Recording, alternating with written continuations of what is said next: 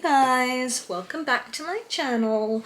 This video I'm going to explain how ancient Greece worked, basically. You know, some ancient Greece content. We're gonna learn a little bit of the A to Z of ancient Greece.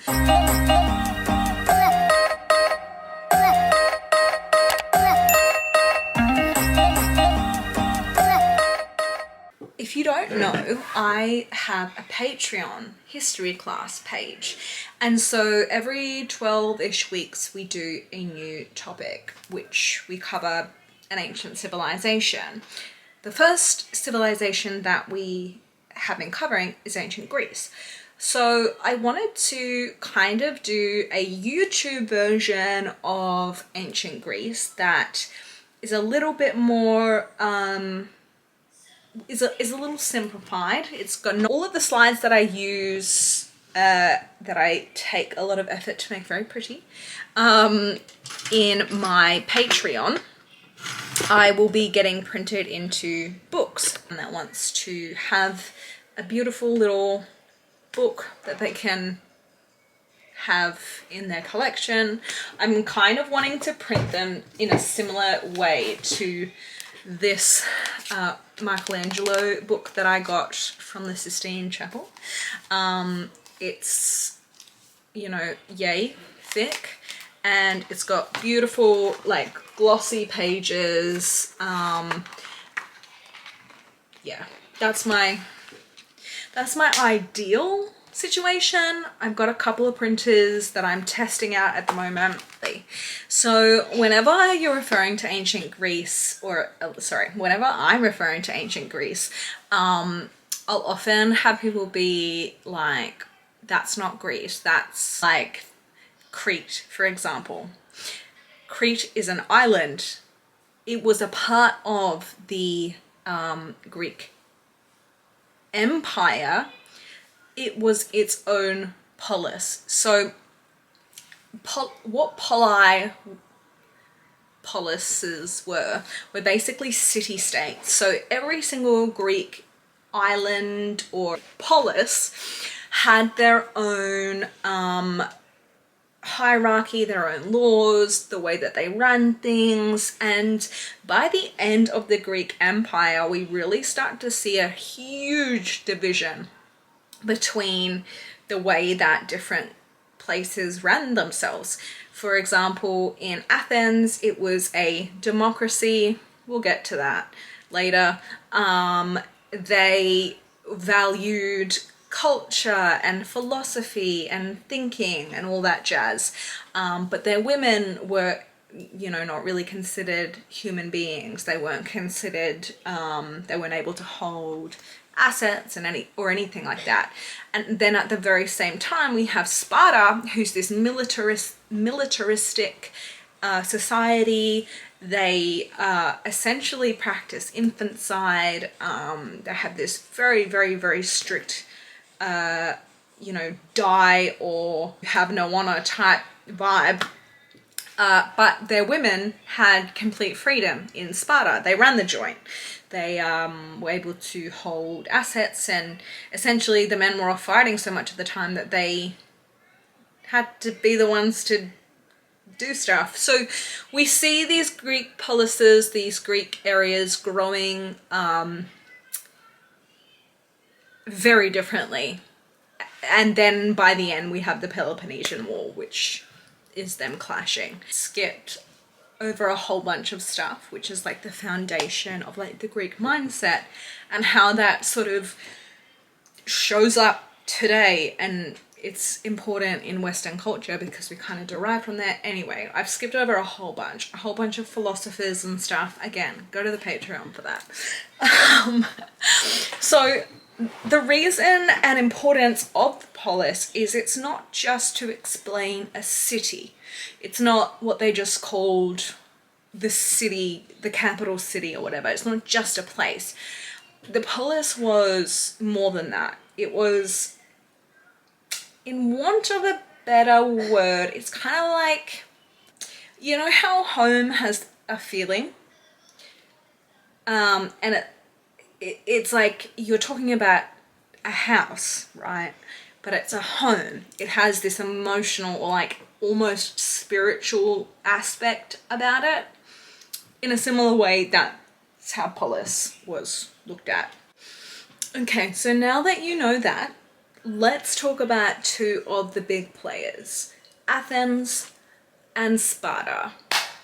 That's what interests most people, and that's what we're going to talk about. Why? Because they ended up being two superpowers. They were two very differently run places, two very different war systems, two very different ways of running things, and in the end they ended up clashing very badly. But at earlier points they were allies. So let's talk about it. Let's talk about Sparta first. Sparta was a militaristic state. It rose to the height of its power after the First Peloponnesian War when it defeated Athens, but we'll get to that after. Basically, in Sparta, it was very military based, but it also had a huge population of slaves. So to be a Spartan, you were actually the highest on the totem pole of class, essentially. Majority of the people that lived in Sparta were slaves. It's this sort of setup that enabled Sparta to become what it did become. Because the Spartan civilians, you didn't do domestic stuff because the slaves would do that for you. So yeah, all healthy male Spartan men, it was mandatory that you were a soldier. Like that, there was no other option. You were a soldier. That was it. And there was a Spartan regiment, essentially, that took boys in at the age of 7, and then they lived, breathed, trained, ate in the regiment. It was also state-sponsored and state-enforced. Like, you didn't have a choice. If you were a Spartan boy, 7, you're in the camps, right? Within the camps, there was a lot of weird, wacky stuff that happened. For instance, obviously, there was an extreme emphasis on being physically and athletically good. So it was intense physical training, intense fighting training, and they were taught this mentality in Sparta that the state or Sparta came before everything, even before family. So there wasn't really this like family, you know, Sparta trumps all kind of thing.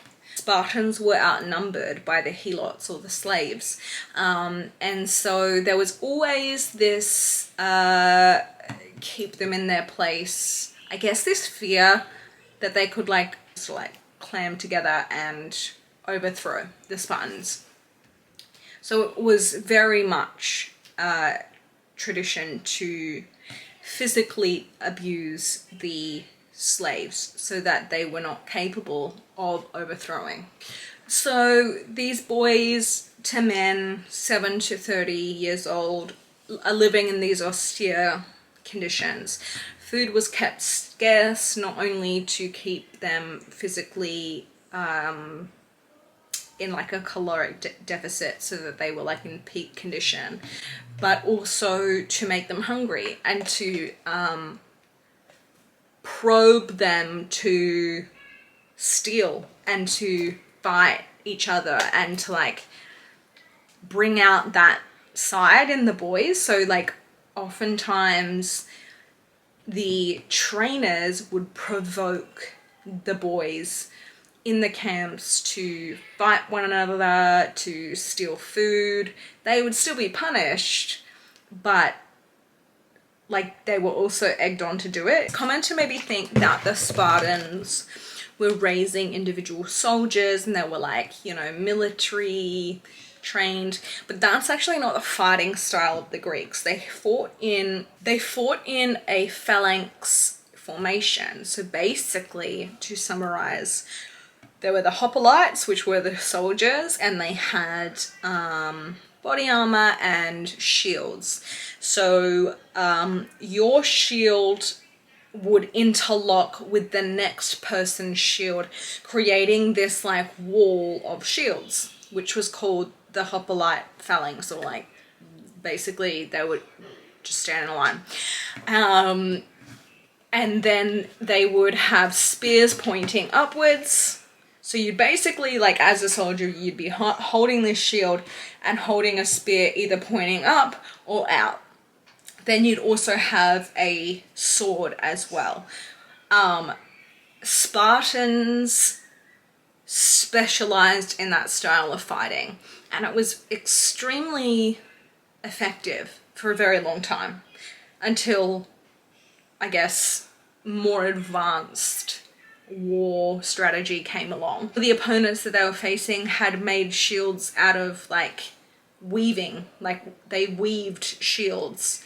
So, you know, the Spartans having these like big metal shields, yeah, it was effective. The Spartan men kept their hair quite long, and they also wore red cloaks, so they were sort of known for that. Now, Spartan women were very much an anomaly of the time. As it's weird, like looking at ancient Greece, as backward as Spartan was in a lot of ways, they were progressive in some ways, and one of the ways they were somewhat progressive was their rights for women. Now, again, this is only the rights for the Spartan women. The Helot women were treated as slaves just like all the other Helot men.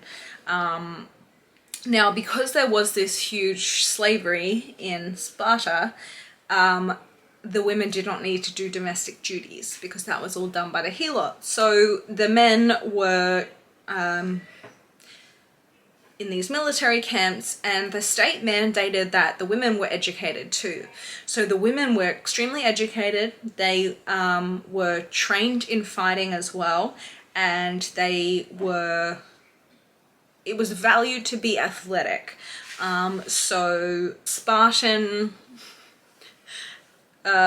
group of women that were extremely educated, politically versed, physically strong. Marriage in Sparta was important, but only for the procreation of making more soldiers. That was the number one thing on the list, is you make soldier babies, right? We want strong children. And if the child, basically when a baby was born, they'd be taken in like front of these old dudes who specialized in checking babies, and if the baby was deemed to be ill or not strong enough, they would literally dispose of the baby in the wilderness. Yeah, so there was that. There were a lot of rituals that were practiced, one being pederastry. So they would essentially, the older men would take a younger male in this abduction style ritual. They would go out into the wilderness for a few days together, and then they would have an intimate relationship. So all the men in Sparta's first sexual experiences, typically, I mean, most, I guess, was with another male. So the marriage rituals in Sparta were very unique in that way, because these men had experienced that.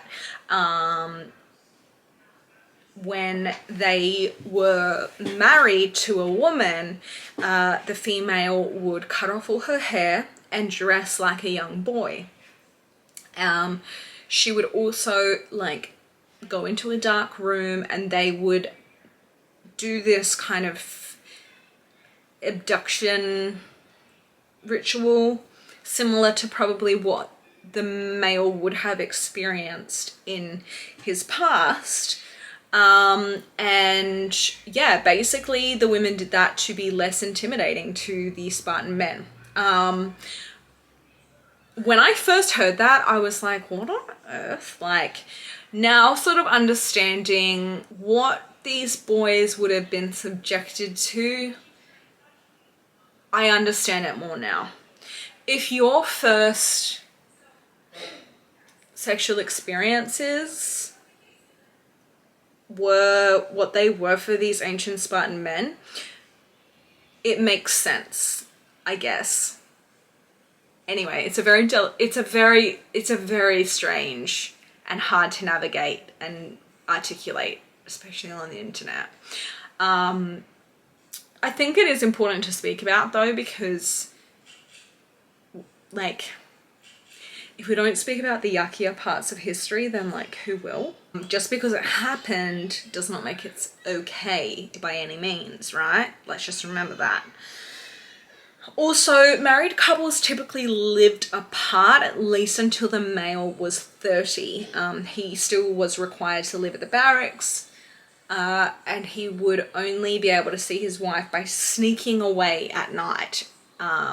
So there was, yeah, like, that's the only time they got to see each other, if he like snuck out just to see her. Eventually, Sparta would be destroyed by Thebes, and this was essentially when the helot, or the slave race, was freed.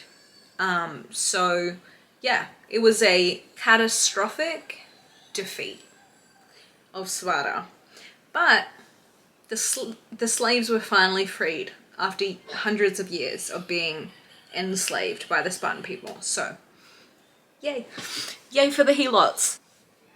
Athens was associated with development, philosophy, thinking things, men questioning their grammar, literature, art. Eventually it was taken as a province of Rome. So that's sort of where Athens ended up. So Athens was kind of founded on the mythical, or the religious beliefs of the time. The legend goes that the Athenian king Cesrops wanted to name a city after himself, but the gods, seeing Athens, thought it deserved an immortal name. So a contest was held amongst the gods, basically to decide which of the gods would get the honor of naming the city after themselves.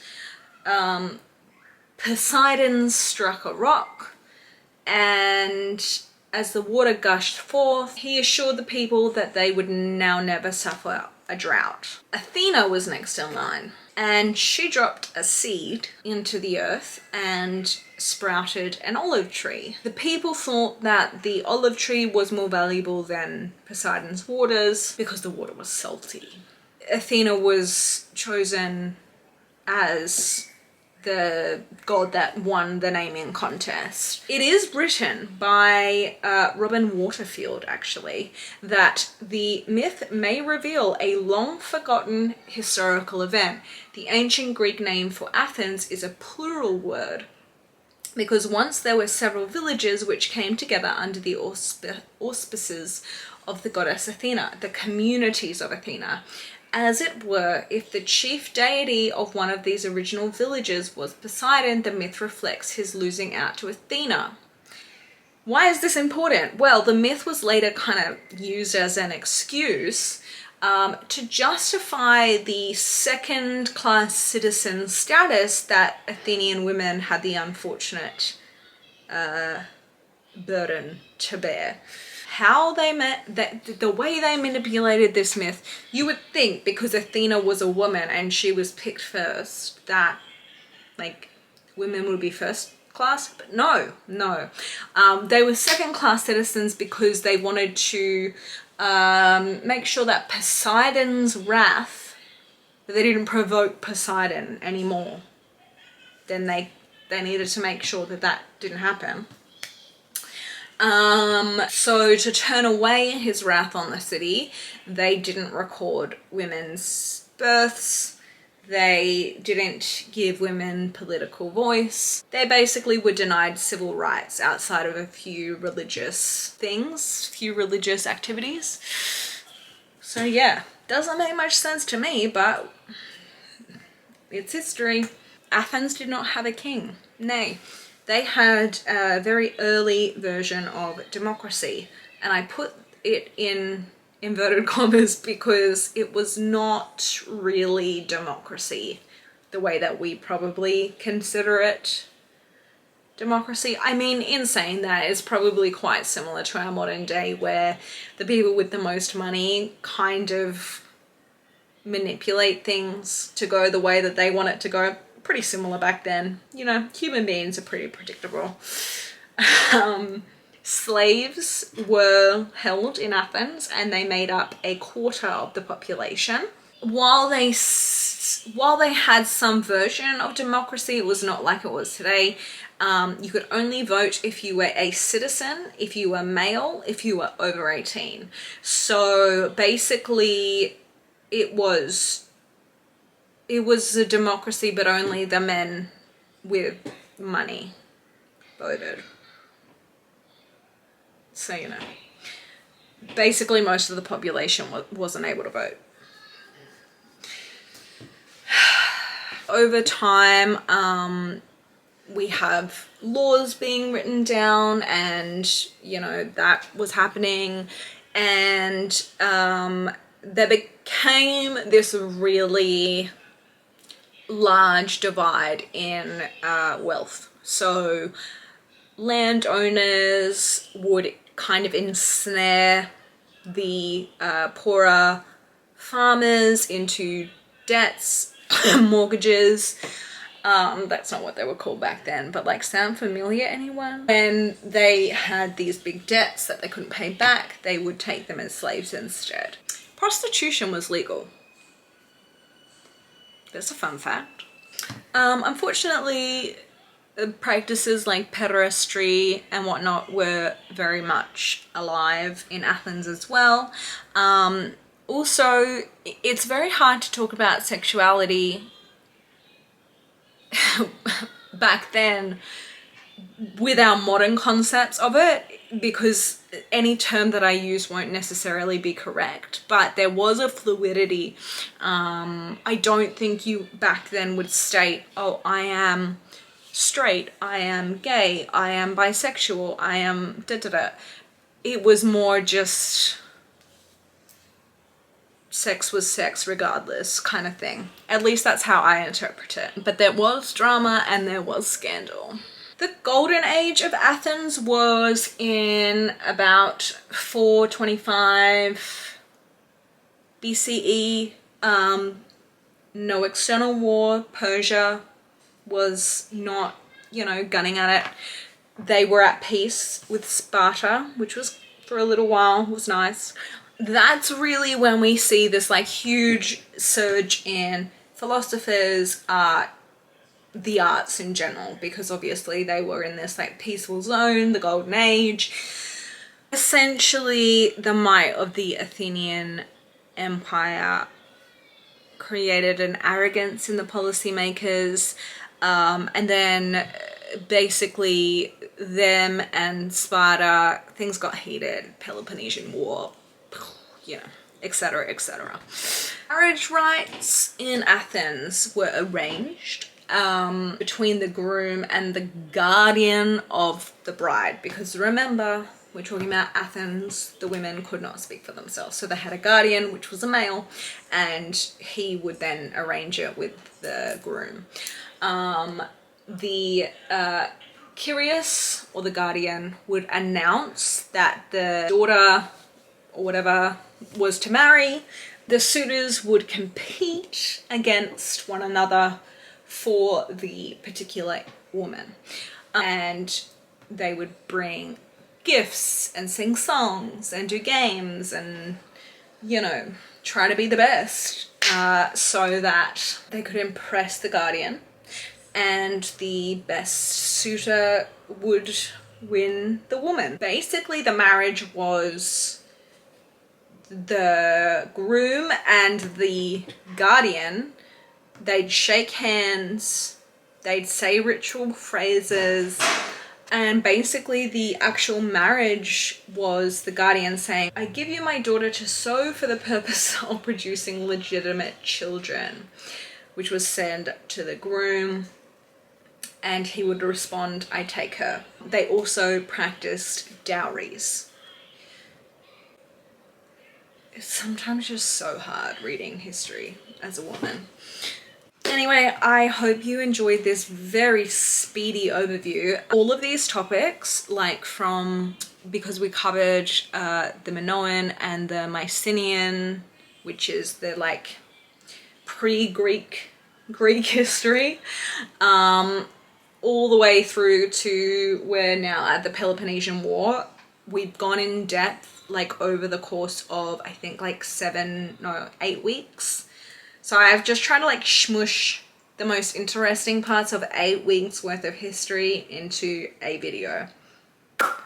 So I've missed a lot. Now you might know a few things about ancient Greece that you may not have known prior. If you are interested in going in more depth and learning in more depth, definitely check out the Patreon. Yeah, let me know below if you enjoyed this video, and if you've got questions, what you'd like to see next. I am all ears, as you can see. Bye guys. Please like and subscribe and click bells and do all the things. Subscribing helps me in more ways than you could possibly know. Love you. Bye.